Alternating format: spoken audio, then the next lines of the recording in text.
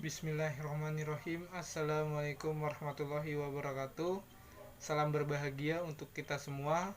Perkenalkan, nama saya Atpal Parahi dari Universitas Pancasakti, Program Studi Pendidikan Ekonomi semester 5. Dosen pengampu Ibu Eka Putri, SPD MPDE. Di hari yang cerah ini, saya akan menyampaikan materi dari mata kuliah Perekonomian Indonesia.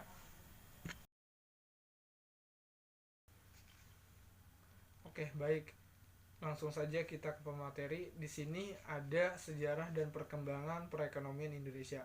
Kita ketahui bahwa masa pemerintahan Orde Lama merupakan masa di mana ekonomi Indonesia mengalami inflasi yang sangat tinggi atau yang disebut hyperinflation yang mencapai 500 sampai 650%. Hal ini dilihat pada tahun-tahun pertama setelah merdeka. Keadaan ekonomi Indonesia sangat buruk, bahkan ekonomi nasional boleh dikatakan mengalami stagnasi. Dari sejarahnya dapat dikatakan bahwa sistem politik yang dijalankan di Indonesia ternyata menyebabkan kehancuran politik dan perekonomian nasional di negara ini.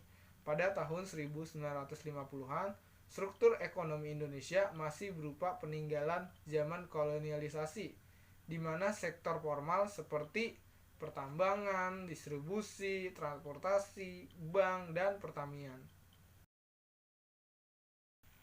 Untuk sistem perekonomian di Indonesia, di sini ada 3 bagian. Bagian A, pengertian sistem ekonomi.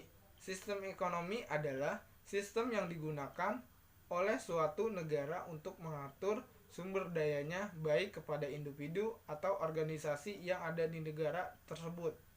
Bagian B, perkembangan sistem ekonomi di Indonesia.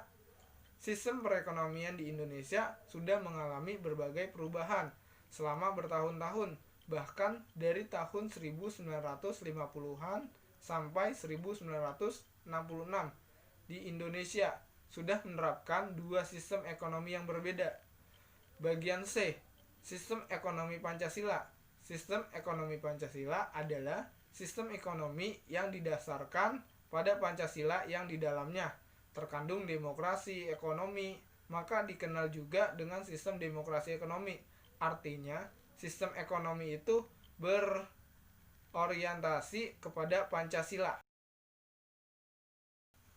Pendapatan nasional. Pengertian pendapatan nasional menurut Alfred Marshall, seorang ekonom klasik, menyatakan pendapatan nasional ataupun dividen nasional merupakan tenaga kerja dan modal dari negara yang mengolah sumber daya alamnya untuk memproduksi sejumlah neto komoditi, baik yang berupa material maupun amaterial, termasuk juga jasa dan sejenisnya.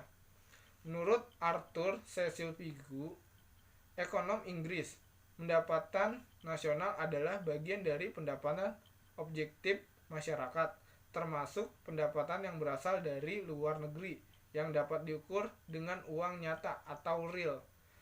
Untuk menurut Irving Fisher, pendapatan nasional merupakan hasil neto perekonomian yang langsung dikonsumsi dalam tahun yang sama. Dari pengertian di atas, dapat disimpulkan pendapatan nasional adalah merupakan jumlah seluruh pendapatan yang diterima oleh masyarakat dalam suatu negara selama 1 tahun. Pertumbuhan ekonomi. Pertumbuhan ekonomi adalah proses kenaikan kapasitas produksi suatu perekonomian yang diwujudkan dalam bentuk kenaikan pendapatan nasional. Suatu wilayah dikatakan mengalami pertumbuhan ekonomi apabila terjadi peningkatan GNV real di wilayah tersebut. Selanjutnya, struktur ekonomi. Struktur ekonomi dipergunakan untuk menunjukkan komposisi atau susunan sektor-sektor ekonomi dalam suatu perekonomian. Sektor ekonomi yang dominan atau andal dapat juga berarti sektor yang memberikan sumbangan terbesar terhadap produk nasional dengan laju pertumbuhan yang tinggi, yang menjadi ciri khas dari suatu perekonomian. Dikenal 2 macam struktur ekonomi, yaitu pertama, struktur agraris, kedua, industri.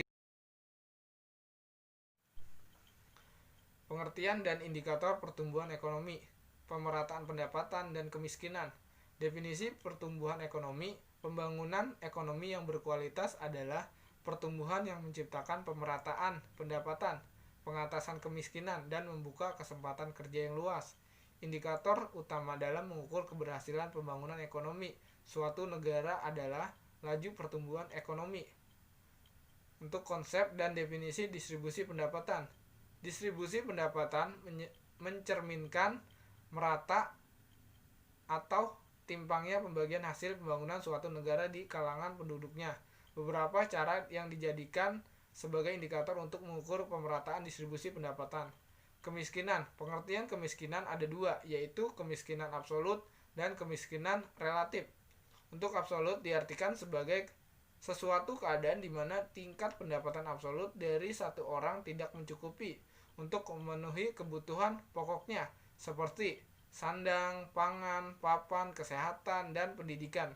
Untuk kemiskinan relatif adalah tingkat kemiskinan relatif suatu daerah dapat dihitung dengan melihat proporsi pendapatan nasional yang diterima oleh sekelompok penduduk dengan kelas pendapatan tertentu dibandingkan dengan proporsi pendapatan nasional yang diterima oleh kelompok penduduk dengan kelas pendapatan lainnya.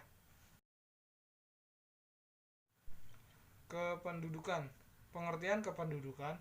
Penduduk adalah warga negara Indonesia dan orang asing yang bertempat tinggal di Indonesia. Jadi, apakah kependudukan itu?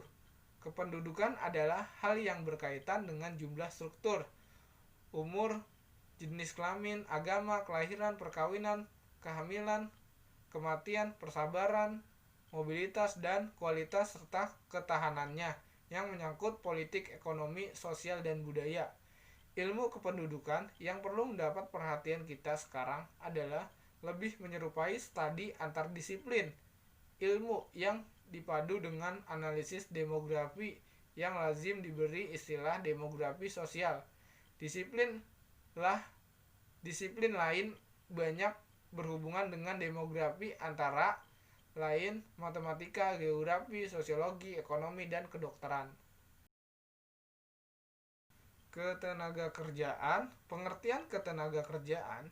Dalam ketenagakerjaan, penduduk dengan segala potensi yang dimilikinya dikategorikan menjadi dua, yaitu penduduk seusia kerja dan penduduk luar usia kerja di Indonesia. Yang termasuk penduduk usia kerja adalah penduduk yang berusia 15 sampai hingga 65 tahun. Pada usia tersebut mereka dapat melakukan pekerjaan baik di dalam maupun di luar.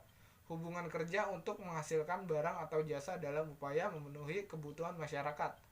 Peran undang-undang terhadap ketenagakerjaan. Menurut Undang-Undang Nomor 13 Tahun 2003 tentang ketenagakerjaan, tenaga kerja adalah setiap orang yang mampu melakukan pekerjaan guna menghasilkan barang atau jasa, baik untuk memenuhi kebutuhan sendiri maupun untuk masyarakat dan merupakan modal bagi bergeraknya perekonomian negara. Kesempatan kerja dan pengangguran. Kesempatan kerja pada suatu negara merupakan peluang bagi penduduk untuk melaksanakan fungsinya sebagai sumber ekonomi dalam proses produksi untuk mencapai kesejahteraan. Kesempatan kerja adalah jumlah penduduk yang berpartisipasi dalam pembangunan dengan melakukan suatu pekerjaan dan menghasilkan pendapatan. Pengangguran adalah orang yang masuk dalam angkatan kerja usia 15-65 tahun yang sedang mencari pekerjaan dan belum mendapatkannya. Orang yang tidak sedang mencari kerja, contohnya seperti ibu rumah tangga, siswa sekolah SMP atau SMA, mahasiswa perguruan tinggi, dan lain sebagainya, yang karena suatu hal tidak atau belum membutuhkan pekerjaan. Sekian dari saya, semoga apa yang disampaikan barusan adalah awal untuk kita menerjang badai kehidupan. Terima kasih. Wassalamualaikum warahmatullahi wabarakatuh.